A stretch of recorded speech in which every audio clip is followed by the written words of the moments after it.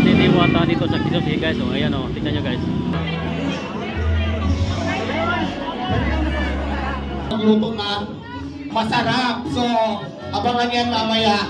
So this time guys, magbibigay muna tayo ng magla-live tayo. Naka-ready na ba yung camera? Yung matatanggap ngayon dahil magbibigay pa ng 5,000 cash. Wait lang, hindi lahat mabibigyan ng 5,000. Magbibigay lang si Easy Brand ng 5,000. At ibibigay ko din naman yan sa inyo mamaya. Kaya pangan nyo yan. Alam nyo naman dahil grand opening ngayon, ay 10,000 ang ibibigay ni Easy Brand. Kaya maraming salamat. Tapos, magbibigay kami ng 3 brand-yung cellphone sa pamamagitan ng kailangan nakapalo kayo sa ICTPH sa page po natin. So sa mga hindi pa nakapag-follow, mag-follow na po kayo ngayon.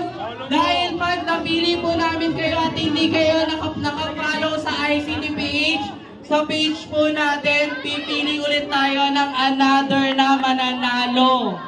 Yun lang po. Kuya, pahinga na sa pang-mic para dalawa kami. Ayan, hawak ko ng 10,000 cash na nanggaling kay Easy Brand. Relax lang kayo, di ba? Grand opening ngayon ng Diwata para sa Quezon City na kung saan marami na kaming naipamigay at marami pang ibibigay, kaya dyan lang kayo. At mayroon na akong gustong sabihin sa inyo. Pasensya na, medyo naghang yung ano natin kasi sobrang dami ng tao yung ating mga serve natin kanina. Dahil hindi ko masyadong natutukan yung pagluluto dahil alam niya kung gaano ako kabisi.